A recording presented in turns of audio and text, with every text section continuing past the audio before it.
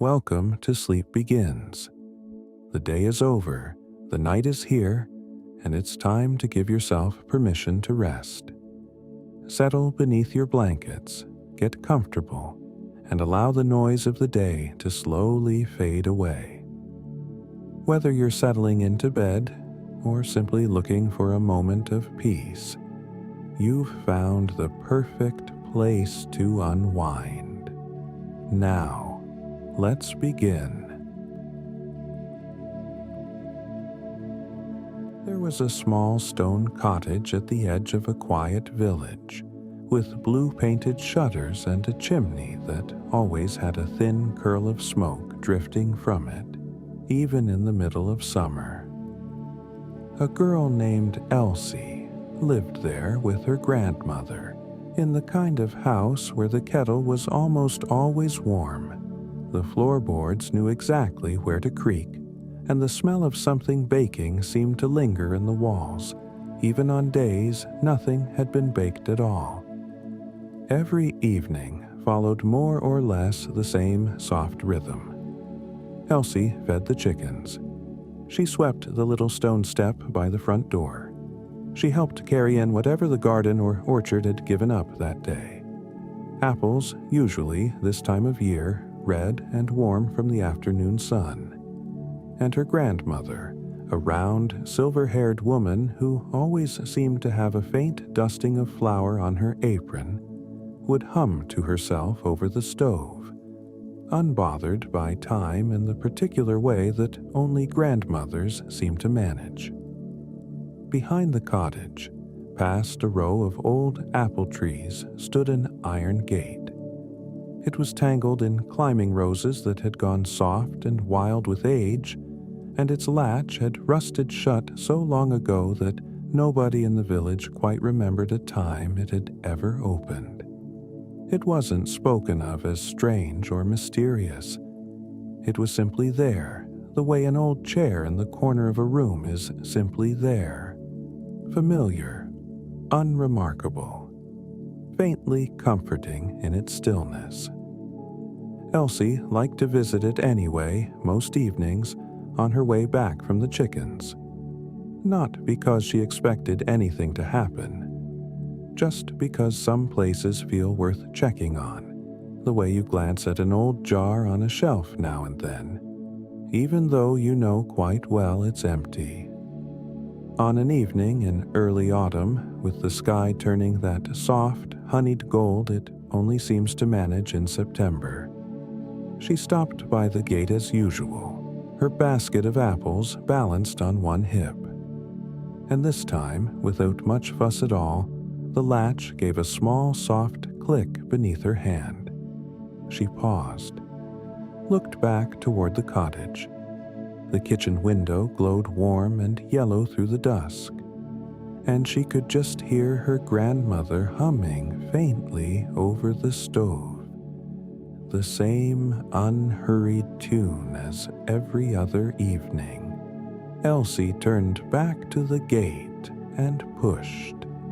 It swung open without a sound, and there, beyond it, was a garden. It wasn't large, it didn't need to be. A path of smooth, moss-covered stones wound gently through it, cool and soft beneath her bare feet.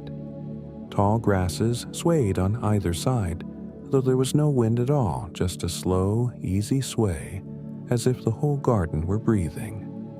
Climbing roses, paler than the ones on the gate, curled along a low stone wall, and in the very center, an old fountain trickled softly, its sound low and steady, like a lullaby hummed just under someone's breath.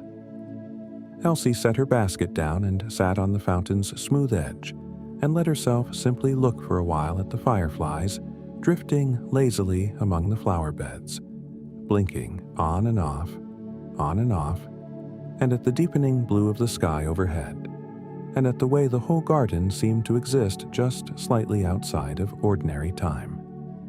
"Well," said a small voice, "it's been a long while since anyone's sat right there." A moth had landed on the rim of the fountain beside her.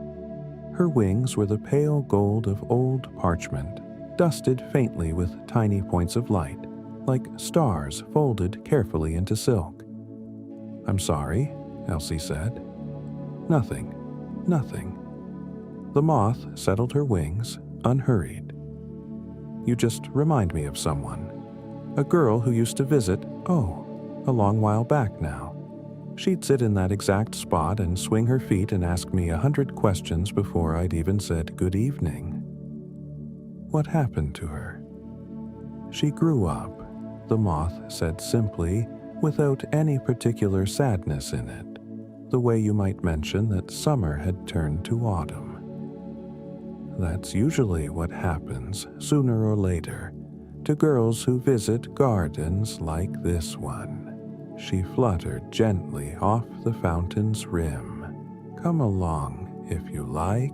I've still got my evening rounds to finish." They went first through a shaded hollow, thick with tall ferns curling overhead like green umbrellas. The air here smelled of damp earth and something faintly sweet, like crushed mint.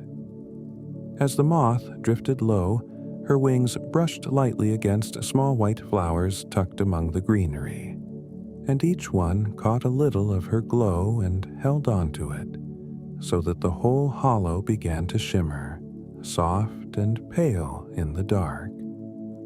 "She used to hide in here," the moth said, half to herself, weaving unhurriedly between the ferns. "Thought she was very clever about it. She wasn't, not really. I could always hear her giggling 3 ferns before I ever reached her." Elsie smiled, picturing it. Some girl, long ago, crouched in this very hollow, trying very hard to keep quiet and failing. She walked slowly behind the moth, in no rush at all, noticing small things along the way that she might have missed if she'd hurried. A snail's silver trail glinting faintly across a leaf. A round brown toad blinking up at her from a mossy root, entirely unbothered by the company. A spider's web strung between 2 fern fronds, its threads catching just a little of the moth's borrowed light. The path rose out of the hollow and led them to a narrow wooden bridge, arched over a calm, dark stream, beneath the drooping branches of an enormous willow tree. Dozens of small lanterns hung from its lowest limbs, and one by one, as the moth passed beneath them, they caught her light and began to glow, warm and gold, swaying gently though there was still no breeze at all. Elsie stepped onto the bridge and looked down. The stream below was calm as glass, catching the reflection of the newly lit lanterns above, so that for a moment it seemed there were 2 gardens, one glowing softly above the water, and one glowing softly beneath it, as if the whole scene had been folded neatly in half. She liked this spot best of anywhere in the garden, the moth said, settling for a moment on the bridge's railing. Said the water always seemed to hold on to the light a little longer than the sky did. I never quite understood what she meant by that, but I never forgot her saying it, either. They lingered there a while, neither of them in any hurry to move on, listening to the stream murmur quietly beneath the bridge, watching the lantern light ripple and settle, slow as a held breath. Further along, the path opened into a small grove of low, twisting trees Elsie hadn't noticed on her way in. Trees that didn't look quite like the apple trees back home. Their branches hung instead with tiny glass lanterns shaped like little fruits, red and gold and soft green, each one glowing faintly from within. "She used to help me light these," the moth said, drifting gently from branch to branch, brushing each small lantern with a bit of her glow. said it reminded her of the orchard behind her own house. I told her that was probably no accident. Gardens like this one tend to grow whatever feels most like home to the person walking through it. Elsie reached up and touched one of the small glass lanterns as it caught the light. Warm. At last, the path led them to a wide, still pool, cupped by smooth gray stones, where moonlight had found its way down through a gap in the branches overhead, and spread out in a broad silver circle across the water, trembling gently with the smallest ripple. The moth drifted low and dipped the very tip of one wing into the moonlit water, and where she touched it, small ripples of gold spread out to meet the silver, the two lights mixing slowly together before settling calm again, over and over, unhurried. She used to ask if the moon got lonely up there, all by herself, the moth said softly. I never had a very good answer for that one. I still don't, really, but I like to think that's what gardens like this one are for. So nothing has to be quite so lonely if it doesn't want to be. Elsie knelt at the water's edge and watched the gold and silver light drift and settle, and felt her own eyes growing heavy, slow, and warm in time with it. By the time they made their way back to the great willow tree at the heart of the garden, the whole path behind them glowed softly gold. Flowers lit gently along the moss, fireflies rising lazily from the grass to join them, the fountain humming its same slow, steady tune, the little fruit-shaped lanterns swaying quietly in the orchard behind.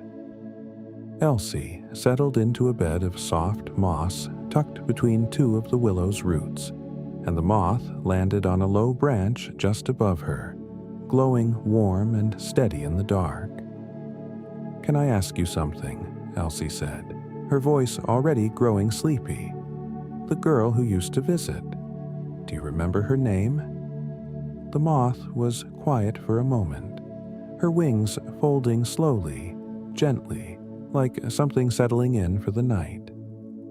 I don't hold on to names the way people do, she said. Elsie didn't say anything to that. She just lay back into the moss and looked up at the lantern light swaying softly through the leaves above her, and felt, for reasons she couldn't quite explain, very glad indeed to be exactly where she was. Sleep well, the moth murmured, her glow dimming slowly, gently like a candle being carried further and further away. The garden will keep watch. It always does. When Elsie woke, she was back in her own small bed, morning light coming soft through the curtains, and the smell of something warm and buttery drifting up from the kitchen below. Downstairs, her grandmother was humming over a pan of eggs, same as always, her silver hair pinned loosely, a little flour already dusted on her apron. Elsie came down still half in her dressing gown and sat at the table, and for a while said nothing at all, simply watching her grandmother move easily about the kitchen in the soft morning light.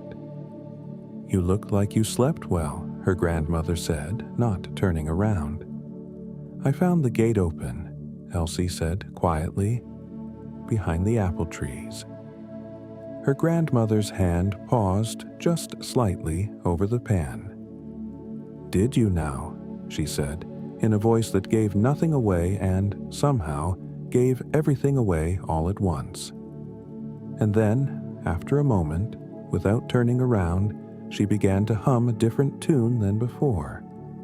A little older, a little slower, a little more worn at the edges. And Elsie realized with a small warm feeling settling somewhere in her chest that she already knew this tune too, though she couldn't quite say from where. Her grandmother set a plate down in front of her and smiled, the kind of smile that folds a little at the corners, holding something back not out of secrecy, but out of simple, quiet fondness, and said nothing more about it. But it was, Elsie thought, exactly the kind of smile that meant she didn't have to. Outside, past the orchard, the old gate stood closed once more, quiet and unremarkable in the morning light, waiting patiently, as it always had, for whoever might need it next.